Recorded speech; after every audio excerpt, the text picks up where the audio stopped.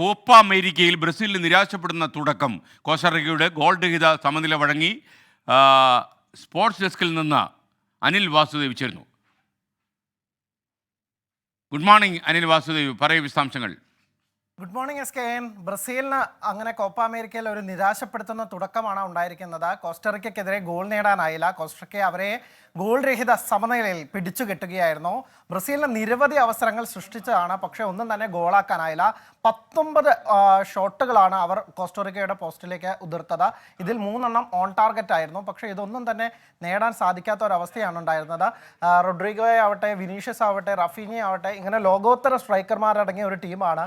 മറ്റ് താരങ്ങളിലേക്ക് പോവുകയാണെങ്കിൽ അവരൊരു വമ്പൻ ടീം തന്നെയാണ്. പക്ഷേ കോസ്റ്ററിക്ക പോലെ ഒരു ടീമിനെതിരെ ഗോൾ നേടാൻ സാധിക്കാത്തത് എന്ന് പറയുന്നത് ബ്രസീലിനെ സംബന്ധിച്ചിടത്തോളം വലിയ നിരാശയാണ്. അവരുടെ മോശം പ്രകടനം എന്ന് തന്നെ വിലയിരുത്തേണ്ടി വരും.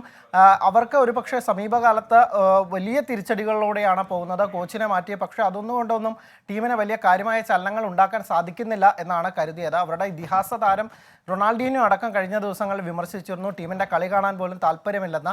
അതിനൊക്കെ തന്നെ ഇന്ന് കളത്തിൽ മറുപടി കൊടുക്കുമെന്നാണ് പ്രതീക്ഷിച്ചത്. പക്ഷേ അതുണ്ടാവുന്നില്ല, ഗോൾ നേടാൻ സാധിക്കുന്നില്ല. ബോൾ പൊസഷൻ അടക്കം 73%. അതായത് മത്സരത്തിൻ്റെ സിംഹഭൂരിപക്ഷവും പന്ത് കൈയടക്കം വെച്ചിരുന്നത് ബ്രസീലാണ്, ഷോട്ട് ഉതിർത്തത് ബ്രസീലാണ്, അവസരങ്ങൾ സൃഷ്ടിച്ചത് ബ്രസീലാണ്. പക്ഷേ ഒന്നും തന്നെ ഗോളാക്കാൻ സാധിക്കുന്നില്ല. ബ്രസീലിനെ സംബന്ധിച്ചിടത്തോളം അവർക്ക് കരകയറേണ്ടത് വലിയ അനിവാര്യമാണ്.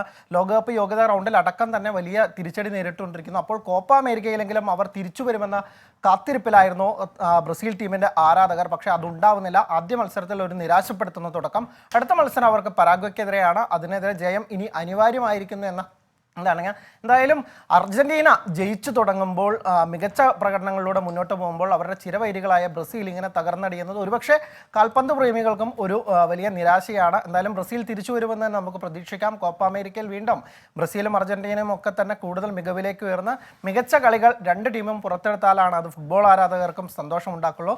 ബ്രസീലിന് ഇപ്പോൾ നിരാശപ്പെടുത്തുന്ന തുടക്കമാണ്. ബ്രസീൽ തിരിച്ചു വരുമെന്ന് തന്നെ കരുതാം SKN. Okay, thank you Anil Vasudev.